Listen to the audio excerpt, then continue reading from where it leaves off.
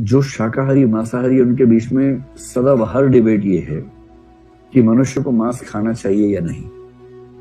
और जो प्रचंड शाकाहारी हैं उनका मानना है कि मनुष्य की जैविक संरचना ऐसी है ही नहीं कि वो मांस खाए। तो पता नहीं कहां से व्याख्या रहती है कि उसके दांत इस प्रकार के नहीं है, उसका ये इस प्रकार का नहीं है, जैसे दांत चाहिए मांसाहार के लिए वैसे दांत है ही नहीं हमारे पास, तो आदि आदि आदि। और मांसाहारी इसी बीच में एक मुर्गा और खा लेता है, फिर बोलता है कि तुम कह रहे दांत नहीं है, मैंने एक और खा लिया, रोज खा रहा हूं ये करके, तो तुम कह रहे दांत नहीं है। तो वो कहता है कि जैव मंडल की सुरक्षा हेतु मेरा मुर्गा खाना जरूरी है ना, इकोलॉजिकल बैलेंस बनाने के लिए मुर्गा खाना जरूरी है, वो ये कहता है। तो सवाल उठता है, और इवोल्यूशन के लोग जो डार्विन की परंपरा वाले हैं वो कहते हैं कि देखो ये जो दया का भाव मन में आता है ना, ये बेकार का भाव है। आपके मन में दया का भाव आ रहा है, ये भाव भी ऐसे ही नहीं आ रहा है, आपको ईश्वर ने ऐसा बनाया है कि आपको दया आ जाती है, इतना ही मामला है ना, आपके चाहने से नहीं आ रहा है, आ जाता है। खून खराबा देखते हैं दया का भाव आ जाता है, सामान्य सी बात है। लेकिन भाई प्रकृति ईश्वर की भाषा है, ईश्वर ने खुद को अनुपस्थित कर लिया, ईश्वर ने सिस्टम बनाया और सिस्टम ऐसा बनाया जो अपने आप में स्वचालित है, ऑटोमेटेड है।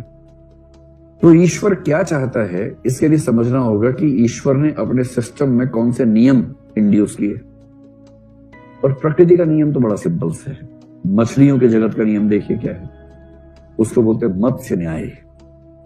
मत्स्य न्याय बोलते हैं, इसके लिए अंग्रेजी में जो शब्द है वो है survival of the fittest. Survival of the fittest किसका विचार माना जाता है? डार्विन का।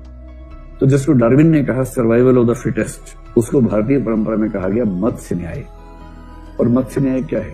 मत्स्य न्याय का मतलब जो मछलियों का न्याय है। और मछलियों की दुनिया में न्याय क्या है कि बड़ी मछली छोटी मछली को खा जाती है। मछली अगर आपके पास बड़ा सा एक्वेरियम कहीं हो, बड़ा सा एक्वेरियम, छोटा नहीं, छोटे में तो परिचय हो जाता है आपस में, बड़ा सा एक्वेरियम हो, वहां आप देखेंगे बड़ा खराब लगता है। जैसे एक छोटी सी मछली पैदा हुई, छोटी सी है, बेचारी आंख मटक मटक के देख रही है, आसपास दुनिया देखना चाह रही है, बड़ी क्यूट होती है मछलियां तो, छोटी छोटी सी एकदम, उसके पंख भी रंग बिरंगे से फैल रहे हैं, ऐसे ऐसे भी नहीं नहीं, एकदम ताजा ताजा मछली पैदा हुई है। और वो पहली बार दुनिया देखने के लिए आंख खोल के देख रही है, इधर देखा आंटी आ रही है, अंकल आ रहे हैं, ऐसे करके देख रही है। इतने में एक बड़ी सी आंटी आती है, बड़ा सा अंकल आता है, गप से खा जाता है उसको। और वो बेचारा छोटी सी मछली तड़पती रहती है, लेकिन उसको बचने का स्कोप नहीं है, क्योंकि समाज का नियम यही है, इसको बोलते हैं मत्स्य न्याय। और संस्कृत में कथन है, जीवो जीवस्य भोजनम, जीव ही जीव का भोजन है, जीव ही जीव आधार, जीवन टिका हुआ है जीवों के आधार पर ही। तो ये सब तो होगा ही होगा।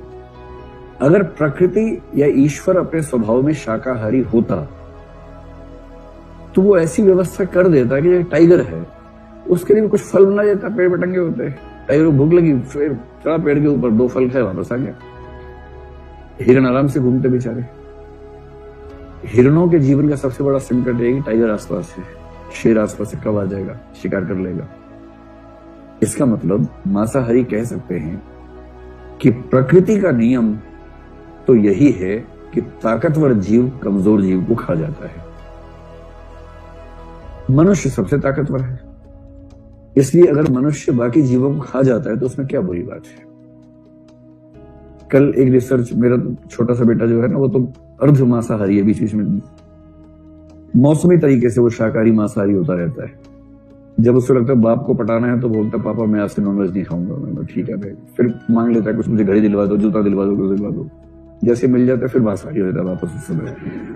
तो कल उसने मुझे बताया, रिसर्च करके कहीं से ढूंढ के लाया होगा पता नहीं, बोला कि पापा जिस स्पीड से इंसान बाकी एनिमल्स को मार रहा है, अगर उस स्पीड को मतलब अनकंट्रोल छोड़ दिया जाए और यदि उस स्पीड से मनुष्यों को मारना शुरू कर दिया जाए तो 19 डेज में दुनिया से सारे मनुष्य खत्म हो जाएंगे। जिस गति से मनुष्य बाकी स्पीशीज को मारता है, उस गति से यदि मनुष्यों को मारने लगे 19 दिन में दुनिया खत्म हो जाएगी। ये स्पीड है मारने की। तो मैंने उससे कहा थोड़ी तुम कम कर लो भाई, शायद 19 दिन हो जाए, थोड़ा कुछ तो। हालांकि वो तो बहुत कम गाता है, पर मैं बीच में उसको टोकता रहता हूँ ताकि उसको समझ में आए।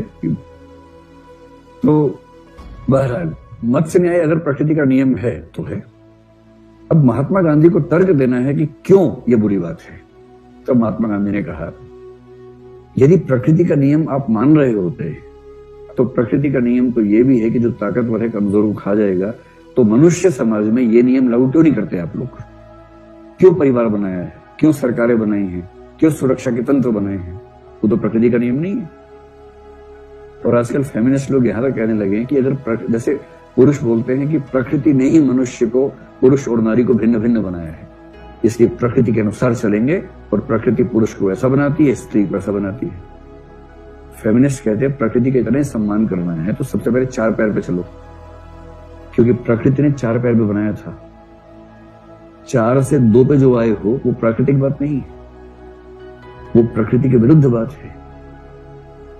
और इसलिए मनुष्य अकेली स्पीशीज है जिसकी कमर में दर्द होता है, पीठ में दर्द होता है, क्योंकि बनाया था ऐसे, हो गया ऐसे।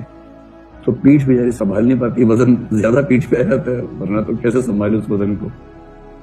तो गांधी जी भी कह रहे हैं कि प्रकृति का तर्क मत दो, मनुष्य प्रकृति से अगर ऊंचा है तो उसके नैतिक नियम भी प्रकृति से ऊंचे होने चाहिए।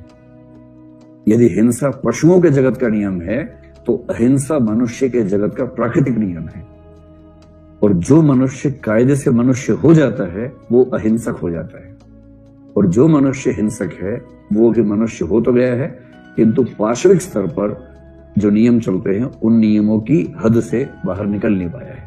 सोचो कैसा गंदा स्वभाव बन जाता है, दूसरे का मांस भक्षण कर रहे हैं। मतलब आप थोड़ी देर विचार करके सोचो, अपने कभी ऐसे काट के देखो दांत से कैसा लगता है।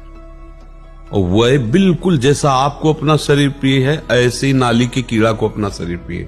महाभारत में एक प्रसंग आता है, एक नाली का कीड़ा, भगवान व्यास देव जी का प्रसंग है। वो बड़ी शीघ्रता से रास्ते से जा रहा था, तो भगवान श्री कृष्ण द्वैपायन व्यास जी तो भगवान के ही अवतार, सब भाषाएं, सब विद्याएं, सब कलाओं में निपुण है। तो उन्होंने कीड़ा को अपनी भाषा से बताया, तू इतनी तीव्रता से क्यों जा रहा है? तो उनका घर घर करती हुई देखो ये गाड़ी आ रही, बैलगाड़ी, अगर मैं पार नहीं हुआ तो मैं दब जाऊंगा, मर जाऊंगा। तो बोले नाली के कीड़े हो, मर जाओगे तो और योनि प्राप्त होगी। बोले महाराज आपको सुनकर आश्चर्य होगा, जो आपको अपने व्यास शरीर से प्रेम है ना, वही मुझे अपने कीड़े के शरीर से प्रेम है। सबको शरीर प्रिय होता है। अब सोचो आप, आपके शरीर में जैसे प्रियता ऐसे उन जीवों के शरीर में प्रियता है, और आप उनको काट करके उनका मांस खाते हो। आप क्या हो? क्या हो? क्या आप जानवर हो या राक्षस हो? 2 को छूट दी गई है। अलग अलग आहार है। मूली में भी जीव है, आलू में भी जीव है, उखाड़ के फेंक दो सूख जाएगा।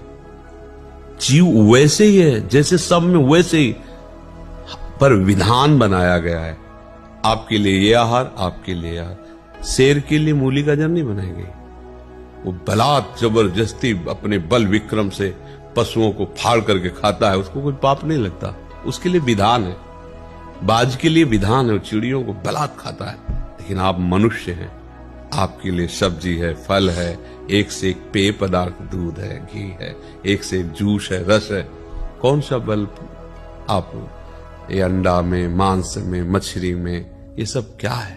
केवल बुद्धि भ्रष्ट हो गई है। अब वो कहने में थोड़ा बुरा लगेगा, राक्षसी भाव इसे ही तो कहते हैं। वो जीव बचना चाहता है। आप जिस जीव की हत्या कर, आप देखो उसको, वो फड़फड़ा रहा है, बचना चाहता है। आप उसे जलाते हैं, काटते हैं, एक पैर बांध करके और उसको आग में जला रहे हैं। क्या ये जानते हो क्या होगा? घोर दुर्गति नरकों में होगी। अब वहां तो कोई जैसे कहा जाए, देखो ऐसा करोगे पुलिस पकड़ेगी, मार डंडे तुम्हें उल्टा बांध के मारेगी, बकवास है। जो फंस जाते हैं ना उनको समझ में आता है। ऐसे नाखून उखाड़ते हैं, कितने कितने कष्ट दे। अब वहां कोई देखने वाला तो है नहीं ना, भोगना पड़ता है। जैसे यहाँ का जेल की सजा बताई जाए जनरल आदमी, लगेगा यार डबकाने के भय के कारण कह रहे हैं, ऐसा कहाँ होता होगा? वो होता है जो तुम सोच भी नहीं सकते। तो ये तो बहुत साधारण, क्योंकि यहां कुछ न कुछ तो दिल है, हृदय है उसके। वहां हृदयहीन है वहां के शासक, जो यमपुरी के भगवान यमराज के सेवक हैं, उनके हृदय नहीं है। ऐसी दुर्गति होती है। महाप्रभु प्रेम रस प्रकट करने के लिए आए, मैं जैसी थरिवंश नरक गति दुर्भर, यम द्वारे कटियत नक्शी के। जब भोगना पड़ेगा तो भैया बहुत होश में, मतलब इसे खिलवाड़ न समझना। सबसे प्रार्थना है, मांस, मछली, अंडा, शराब, मान लो हमारी प्रार्थना, ये मनुष्य जीवन तुम्हें मुक्त होने के लिए मिला है, उत्तम गति के लिए मिला है, ये गंदे आचरण के लिए नहीं मिला है। शराब में नशा नहीं है, भगवान का नाम जप के देखो, ऐसा नशा है, न रात में नींद आती है, न दिन दिन दिखाई देता है। एक अद्भुत आनंद, एक अद्भुत मादकता, एक अद्भुत उन्माद।